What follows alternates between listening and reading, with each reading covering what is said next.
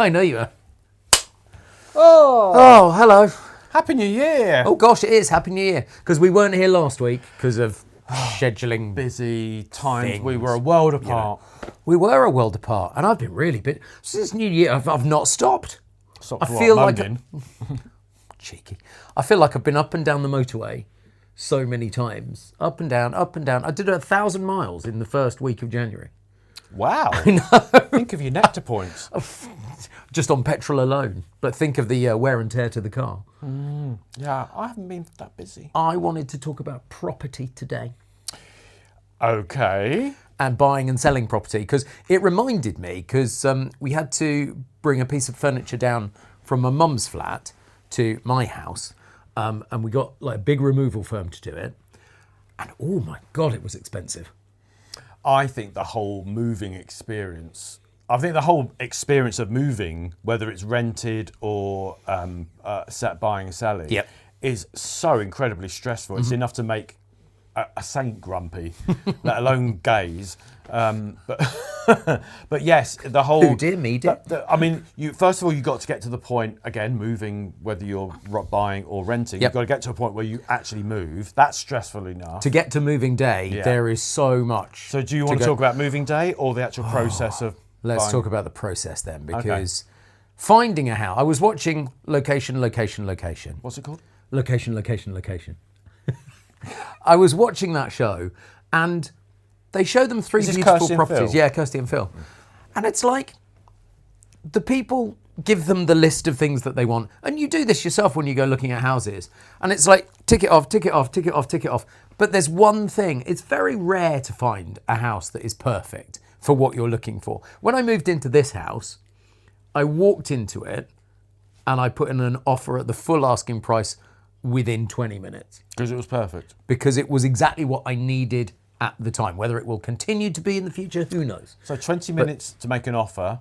Yep. And then how long before? Oh, about 7 months. It was about 7 months between making the offer. That's crazy. And it's solicitors that slow that up, you know? And, you know, I know they're essential and everything else, but one solicitor talking to another, and then you talk to the people that are selling. But you're and making they it sound haven't like they talk straight away to each other. Oh, But if it could be only. like 2 weeks between them conversing Yep. and coming, and then another 2 weeks to come back to you. Absolutely. Yeah. And then eventually that gets done, and then you get to the day where you're exchanging contracts. And it's like, has it done? Has it happened? Has it happened? I can remember buying my place. That was a long time ago. now. Yeah, it was a long time ago. It's nearly 20 odd years ago, well, over 20 years ago. But I can remember saying to the estate agents, we're completing on that day, the money, and I can remember the money going, not that you ever see it. But Do you ever see any money these days, though? But the money went, and we said, when the money's gone and we own the house, Yep. we'll be in to pick up the keys. Literally within 20 minutes. We're waiting to move in. We'd moved out of That's our fair. other place. We were living between two places. We were desperate to get into this house. And we sat out. Well, actually, no, they said, we'll meet you at the house. We'll give you the key. We'll come to the house. So we sat outside the house. Did they not in tell a van with all the Yeah. immediate belongings in it. And we sat there and we sat there and we sat. And in the end, we rang them and we went, what time are you turning out? And they went, oh, you're not moving in today. And I went, do we own the house? And they went, yes, it's all gone through. Then whether we're moving in or not, I want the keys. I want the keys, exactly Thank right. you very much. Oh You'd my agreed God. to meet us here.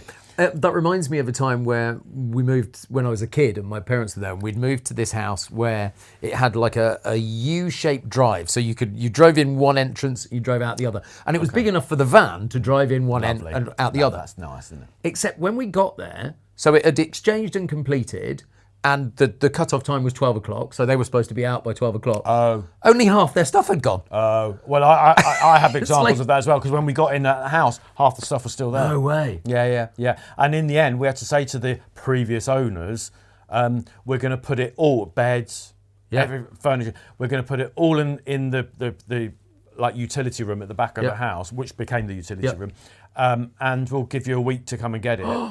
But we're moving it, and they arrived that day. They come and get it, and in the end, they did leave some stuff. And they said, "Well, we didn't know you were moving in today." And I went, "It doesn't matter. We own the house. You are supposed to be out. You don't. At this house where we found half the stuff, they were still unpacking it. It's just that they were late. Because their removal people had been late. And I'd never gone through any of this because I grew up in the house that I was born in. Yeah. So until I became an adult and moved out and moved into my first rental and then into my first... I'd never moved. That's really interesting because we moved every 5 or 6 years. Being a kid, so we moved around quite a lot. Avoiding bailiffs? I think that was it, yeah. Exactly. Yeah, but the whole process, we did it ourselves. Yeah. We did it, we hired a van and did it ourselves because it was just, everything was becoming so, it was making us grumpy and angry, relying on people that just seemed to be incompetent. I have a friend who has his forever home. Forever home. And I put it in inverted commas. That makes me grumpy. Well, I put it in inverted commas because I don't believe in a forever home. I just don't believe in it.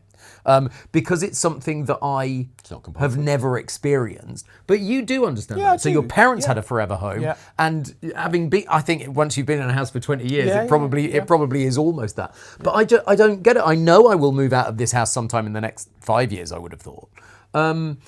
But it doesn't strike me as, why would you stay in the same... It's a thing I don't understand. Because they were happy. Yeah. They were happy there. And we're not talking like, we were all brought up in that house. Nothing, it wasn't Southport Ranch or anything like that, but, where we all lived under the same... But, we did shoot JR.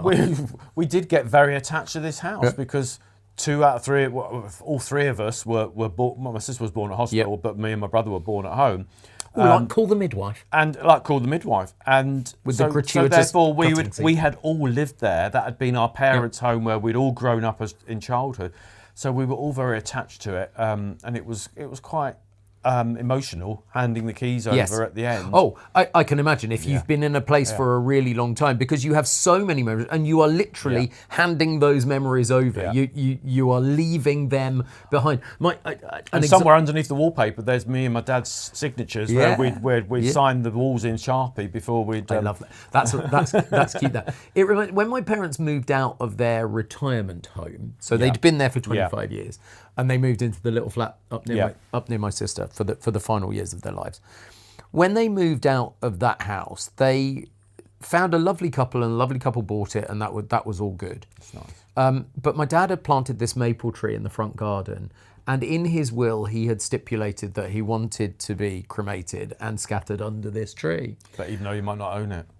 And when but the owners were happy with that. It was fine. Or so we thought. And then after COVID, when we contacted them, they chopped it down.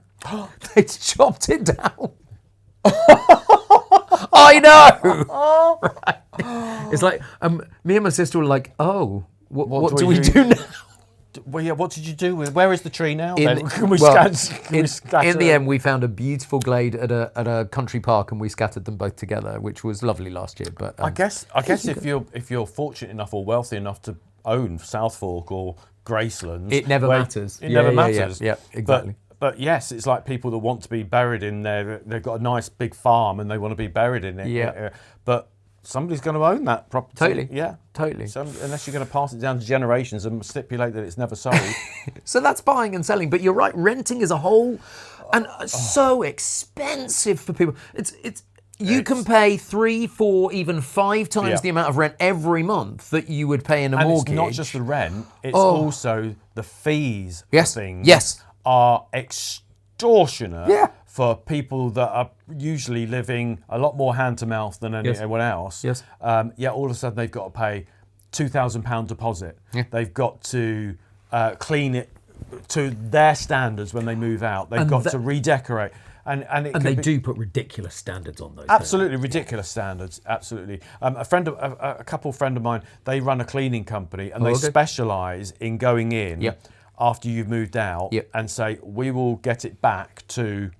And I bet, for instance, if they charge £100 an hour for that, the letting agent will charge the landlord £180 for that. Oh, and no, they'll no, take no, the no, £80 cut on the top. As in the tenant, pay us to go in and we'll get it back so that the agency will be happy. But very often after a tenant has moved out, the letting agent will then hire that firm to do it, but they'll put their great big cut on the top of that. Of course, yeah. Of course. And then VAT. Everyone puts a cut on top of everything, don't they? But they do I think some of the things that made me grumpy about renting was...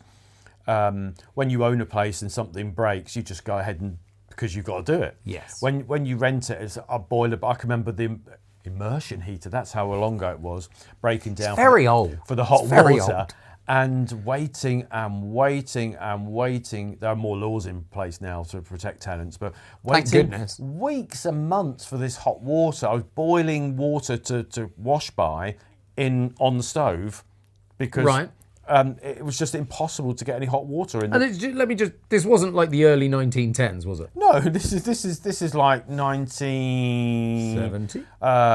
Moved into the house in 1999. Okay. So this was like Almost this mid-90s. millennium. Yeah, mid-90s. But I think sometimes you just forget how things have developed, how quickly they've developed, and now you can charge them for not fixing it. Yes. Whereas at the time you'd have a drafty old window and they'd never replace it. So Well, there have always been bad landlords. Yeah. And there have always been good landlords. And if you're lucky enough to have a good landlord Yeah. who fixes things on time, Yeah. isn't stupid with putting up the rent every year by ridiculous amounts. but they should also not. They should also recognise that you're not a tenant from hell. Oh, absolutely. Because they could 100%. be landed with tenants that refuse to pay, that leave it, on the other side of the coin, Absolutely. leave it trashed and in fact, are private landlords, are they running a business or are they running a service? Now, most private landlords, I think they would say they were running a business, wouldn't they? depends how many properties they've got. Some people just. I know a couple of people they've that have got a one, second maybe. home. Yeah, maybe. Yeah, that they that's just fair. use Yeah. as a pension fund. And the chances are they'll be much nicer to their tenants. Because the thing is, if you've got a good tenant, the tenant will look after the house.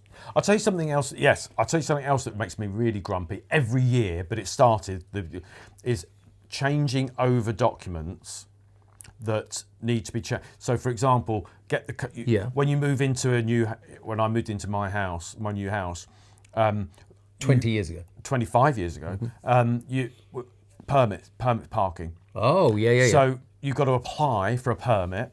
Yeah. But you haven't got any documentation with the new address on it yet.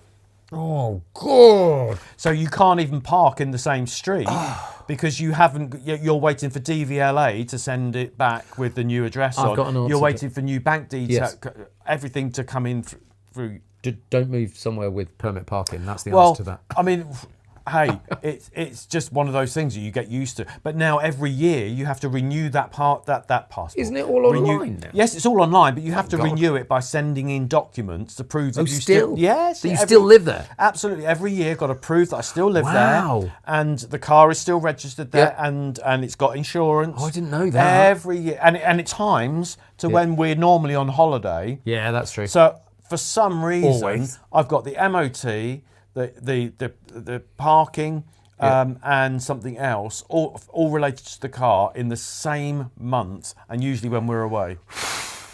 And I think, I'm not going to renew the MOT. I'll wait till January, February. But you can't drive around without an MOT. I could get it done early, but then I feel cheated out of 6 months because it's passed. And if it should fail, but it would have been okay for another. So it's all that. Exactly. Just grumpy. Thing is, Cars where and you live, an Englishman's castle is his home. Excuse me if you're not English from person. England.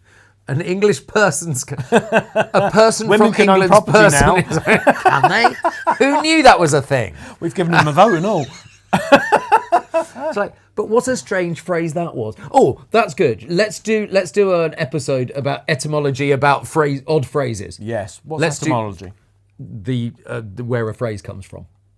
Oh. Like what Susie Dent does for a living. Susie Dent. On Countdown. Is she Susie Dent. Oh, I loved her with the numbers. Yeah. Okay. She never did the number. Oh God. It's like, I think that's him telling me that that's enough for today, right? See you soon. Bye. Love you. Bye.